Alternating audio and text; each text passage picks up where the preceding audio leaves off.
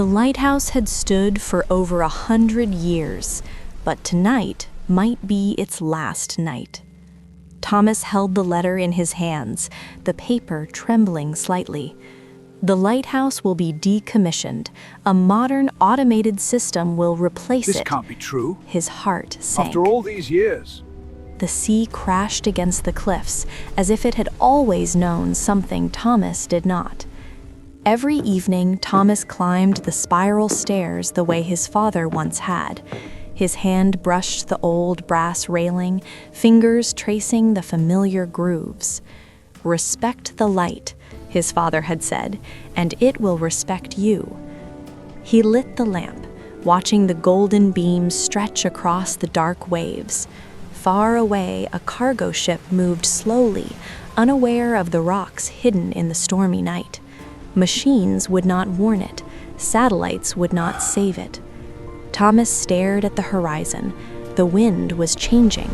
The clouds were gathering fast. The lighthouse might be old.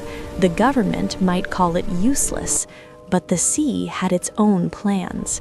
And before this tower could be replaced, the greatest storm in decades was already forming. A few days later, a young engineer named Adrian arrived from London. He carried a laptop under one arm and a tangle of wires under the other, his polished shoes clicking on the wooden floor. "This lighthouse is old," he said, glancing at the brass lamp. "Technology is better now. Machines do the job faster, more accurately. We won't need anyone up here anymore." His voice carried a mix of excitement and barely hidden impatience, as if proving himself mattered more than the lighthouse itself. Thomas leaned against the railing, calm as ever, watching a distant wave crash against the cliffs. "Maybe," he said softly. Then he added, almost as a warning, "But the sea does not always follow machines." Adrian frowned, tapping at his laptop. The screens flickered for a moment. A storm alert blinked briefly, then disappeared.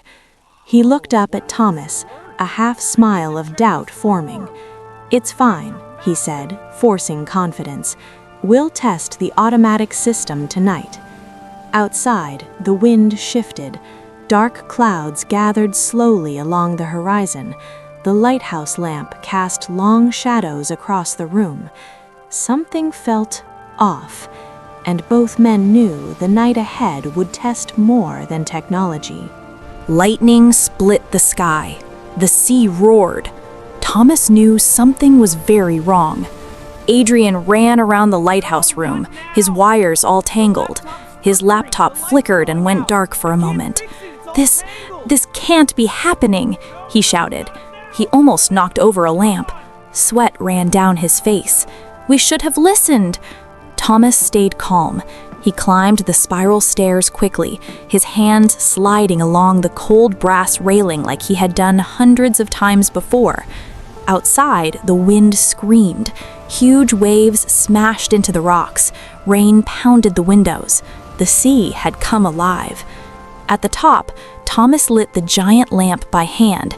Its golden light cut through the dark storm, reaching across the waves like a sword. Far away, a cargo ship was dangerously close to hidden rocks. The captain could barely see. Then the lighthouse beam hit the deck. He steered the ship away just in time. Adrian stared, breathing hard. He realized he had been wrong. Thomas was right. The storm was still raging. Would the lighthouse survive? Would the sea break through? Only time would tell. When the officials came to decide the lighthouse's future, Adrian surprised them. "We should not remove it," he said, his voice steady but thoughtful. "We should use both systems. Let the modern technology and the lighthouse work together." The officials nodded. The lighthouse would stay. New equipment was installed, quietly supporting the old tower instead of replacing it. Adrian stepped outside onto the cliff. Water dripped from his hair. His clothes were torn and muddy from the storm, but the lighthouse still stood, proud and unbroken.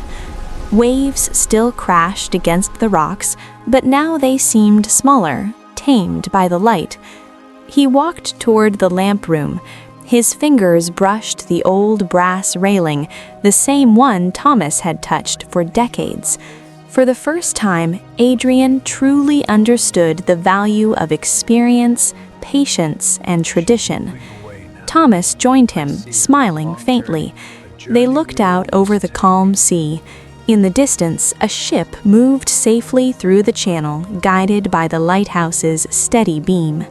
Adrian raised his head and watched the light cutting through the morning fog. It wasn't just a building, it was proof that some things, no matter how old, still mattered. From that day on, the old light and the new machines worked side by side, together, stronger than ever.